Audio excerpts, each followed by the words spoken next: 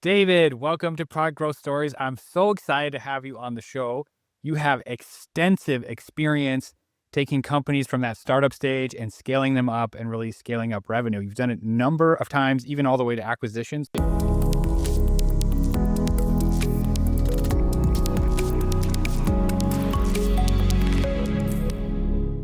You're one of the few people that really know how to do this and do it again, which is really a key. I'd love to dive in to your story.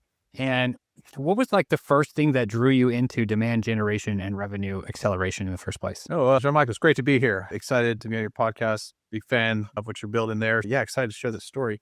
Man, what drove me in, I wish I had a cooler story, man, outside of just when I was in college. I took my first marketing class and I just loved the vibe of the whole thing. I loved this long projects and taking something to market or showcasing to my fellow students, my classes, like in these presentation settings. This is what can be if we do our due diligence, implement data, implement ideas, the art and science of marketing to do something really cool. I was just drawn into it. Rare bird in that I actually have a marketing degree and I'm still working marketing this day. But yeah, that drove me into that immediately. And I think more so, it was the interest in working in the startup space. I found my very first organization was a company called Silicon Laboratories, employee 42 there. And I just fell in love with that environment, the fast pace, the scrappiness that was required to get stuff done. And then I had a really great set of founders right out of the gate that really taught. And for someone like me at that age, being only 22 years old, it was like teaching me the business and teaching the company what I thought was actually integral. And it's just been a takeoff from there for me. There's something magic about those kind of startup companies where you actually get to see something significant end to end. Where if you're working in a Fortune 500 company, you have your little narrow lane and you're worried about like incentive mismatch with the other group. That's something magic that you can just see something all the way and then you have to live with your own mistakes, which is a great way to learn too. Yeah. So I think you scaled Parsley from 9 to 26 million when you generate over 100 million ARR at Trendkite. Let's dive into that and talk about those journeys and those acquisitions. Tell me a little bit about what you did at Parsley. Yeah, two very similar stories. And I'm very proud, very humbled to have experienced both of them. I've definitely played my part in it, but it was the team, it was the vision, all of those things coming together to actually make something really great. Yeah, in the Parsley situation, I give credit to the founders that were there. They were ready to make a change. They were ready for a growth marketing philosophy to come in to the organization, not just the founders, but the CRO. I recall just that they had done their due diligence before they made this investment. You don't see it that often. It's usually a raise of the hand. We just need some demand gen in here. We need leads, like need to come do it.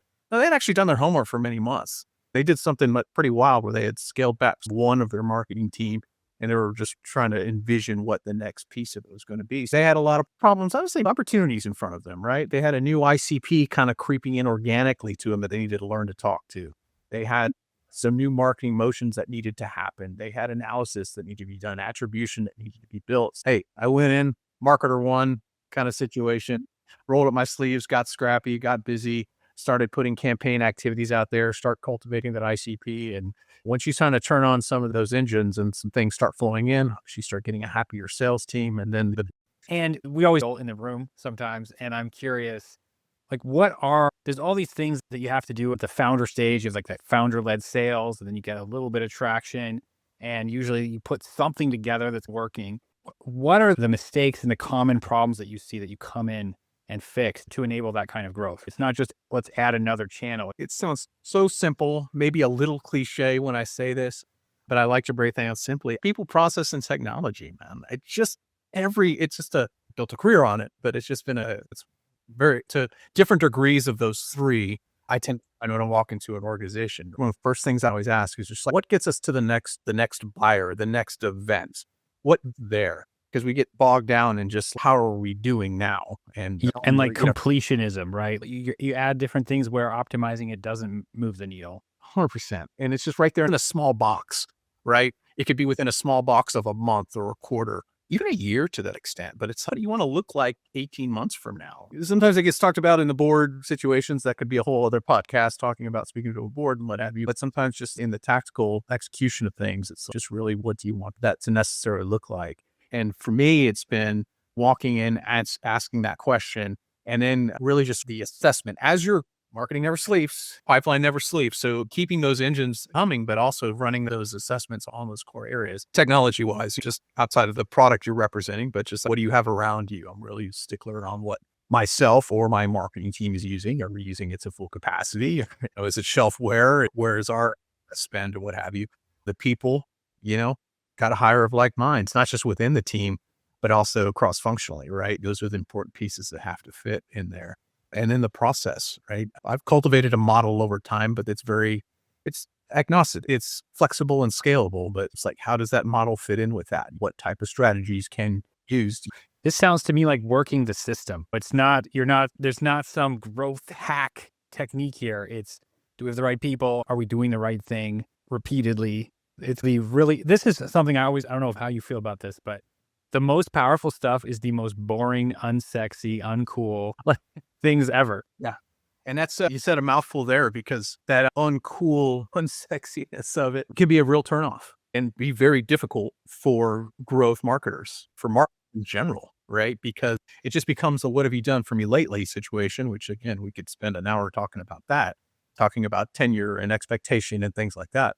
But the block and tackling, again, this is something that I've done time and time again. And you got to find the people, back to the people element. You got to find like minds. I know I look for that in organizations. Do I have a founder or CEO that I can work with, not against, on fixing a foundation that may have been cracked or may have not been there to begin with? That's another one, right? Establish that and move forward, and given as much time as you can get, but just get on the right track. What does that look like to you? A foundation these are great visual analogies, like they make sense generally, but how do you spot that? What are some symptoms that we skip some steps? Big one, and you brought up the trend kite, you brought up the parsley. There are two core things that I did. We're talking within the first 10 days of working in those organizations. That was to revisit if it was there. In one case it was, in one case it wasn't, but really revisiting what that ideal customer profile is. What is it? What's been documented? How has it been documented? And is it talked about on literally a daily basis? And I think these are back to some missteps that I've seen in the past, but two core areas that I start with immediately with an organization. And it's not just marketing dictating all of this. It has to be a collaborative effort. I'll go back to good old trend kite days. A common practice we had it was hard. It wasn't the most attractive meeting to be in, but we did that win-loss analysis at all stages of the buying cycle with the right people in the room, executive leadership. Like looking at every deal in the pipeline, what happened From inquiry state, somebody fill out a form or visit to the site, to close, to customer renewing or not, right? And we went into that and got into that data. And then it was like everybody has their assignments after that in marketing. It's okay, let's look at our process. Let's look at our messaging. Let's look at our campaigns. And it was our responsibility to come up with what those pieces are and bring it back to the table. Do we like it? Great. Let's get it out the door, try it out, see if it works. Getting some data, really like data-driven decisions there to go out and execute. And in both cases, not right all the time, but right most of the time, just by doing that exercise and revisiting that data constantly. Yeah, that makes a lot of sense to me. And it's very concrete, because you're looking at, we always talk about writing to one person in copywriting. And here you're looking at that particular buyer profile, that champion, like what happened for them. And I'm curious, what's your favorite way to test messaging? To me, I love testing messaging. It's such a powerful thing, like when you can find a better angle, a better positioning for a specific element. How do you like to test messaging in those cases? Like when you're looking at across the cycle, it's like these guys need different messaging or a different message.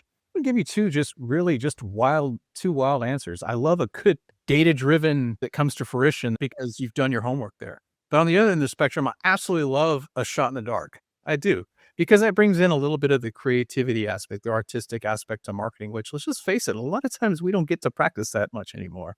It's so bogged down and just like in the data and the responsibility of pipeline growth. But sometimes it's just like sitting in a room and it's like, what's 3 ways we can talk about this? I'm holding something up here, but talk about this product that we're about to launch. Throw it out there and see what happens and see where the responses are. I hit a home run, just to give you some tangible examples, with Parsley. Parsley is a content analytics platform. And I remember this day, I'm doing some research, eating our own dog food, drinking our champagne, whichever way you say that. I was studying where folks were spending their time on our site, just like you would use a GA or what have you. And I found this little, not even an article, almost a blurb that one of the founders had written years before about making content analytics easy. Like people organically were flocking to this search and nobody ever brought this up. And I'm looking, it's like, this is in the top 10 all the time. What in the world's going on? And that's not a shock afterward. Like once you find those, you're like, of course, yeah, easier, faster. Yeah. Okay, so that data-driven decision, honestly, and then I ran a campaign called Content Analytics Made Easy, and it was a game changer. Literally changed the homepage to the site to Content Analytics Made Easy. That tripled our traffic, and that just fed us for months, I should say, and we just ran campaigns based off of that. So yeah, two ends of the spectrum there in terms of how I like to teach chess messaging. So. Yeah, my favorite. Not everyone has a stomach for this, but I love doing it with ads because it's so fast. You can try thousands of ideas if you get the budget for that, but you get a quick response time. So what I'm curious, like when we look at the organization level and the people, like what are the patterns you've noticed that separate a successful organization from those they're going to struggle to perform? Some various patterns that I've seen that work. And again, I'll picking on these couple experiences I have is accountability, growth, self-accountability, and obviously from your peers around you. One of the things we remedied at Trendkite, and an amazing CEO there, ran operational reviews monthly, right? Let's make that face because it wasn't easy. It puts you in that uncomfortable spot, both as a leader of a team and then the individuals on the team. But it was actually reviews that we had to give that, like leading marketing, I had to lead it, but my team actually, as I built a team there, they had to deliver their respective parts to the leadership team. So it really raised, like for marketing, it's whatever our KPIs were that we were getting after: pipeline creation, contribution to new business, contribution to the customer side, then going a layer deeper in terms of tactically how things were performing, content, digital, paid, and so forth. There were events that were run. And then I was the one that had to tie it all together in terms of looking at our MCAC model. It's okay, we're not overspending. Here's where some of our gaps are as a team. So that was opportunity to ask for additional budget, especially performing. And it was just, what was beautiful about that was like, I would just look at the CRO and he and I were just in lockstep. His sales team was like, yep, that checks out. That's what you're delivering. We're happy. Or not what you're delivering. We're not happy. Let's get into that. But it was an opportunity to scrutinize like that. That just made the team better. So every department had to do that same operational review. And I just say that because it was, again, completely uncomfortable, took a lot of time, but we were just better. Yeah, I can see, I'm imagining that. And I'm thinking back to different corporate experiences I've had. And I can imagine like a very healthy version of this and one that doesn't work. And I'm just curious to bounce this off you because I wonder how you avoid it. For example, in some companies, the marketing reporting is a bit like cheerleading. It's, look, we made these metrics happen. Isn't that great? That's the message. That's the official message. We are getting eyeballs. And it's done in a way so that the department looks good, right? That's the way I've seen that happen in different companies. And in order to give a really honest review, what you have to show the problems, how do you get this kind of culture where people are really being frank about, this is what's not working, guys, and I'm responsible for that? It doesn't happen overnight. I'll tell you that much. And I remember when I started and these reviews were happening, yeah, there was a little bit of that cheerleading, as you just mentioned before. There's a little bit like, wow, we got all of these thousands of leads and more than we've ever done before. And you looked around the room, and at first, maybe the first couple of months, I think there was some looking around, but then as the company starts growing, you start getting some, I'll just say this, some smarter people in the room looking at you. They start doing some math, and you get a really good sales leader in there that's, okay, my team's struggling. Y'all are celebrating. Let's start balancing that out. So some uncomfortableness there. Ultimately, what it did, it led us down the path of truth. It led us down the path to get aligned. My attribution model there, we actually built through the evolution of these operational reviews because needed to pass the sniff test across the various teams there. I probably had moved people off my team out of the organization because they weren't of this sort of sound mind. And I would say talked to other leaders from that time there, they would say the same thing just over time to get to a place. What Zen was for me, because I'm proud of the Trendkite and later Cision acquired us, what we were able to build there. I often tell this, that our CEO, we'd walk down the hall and we'd pass each other and he'd say, what percentage of new business is marketing contributing this month? And he'd look at me and I'd be like, I could say 61%. $1.8 million or something like that. I could confidently say that. And we were talking at the closed one business level, which was awesome. We were talking about, yeah, and it doesn't happen overnight. And there's all things in between that had to get there, but that was a really cool When place to. this makes me, so I talk to a lot of SaaS leaders, and one trend I've noticed is some people have given up on attribution. They're just like, we don't really know. It's not worth the effort.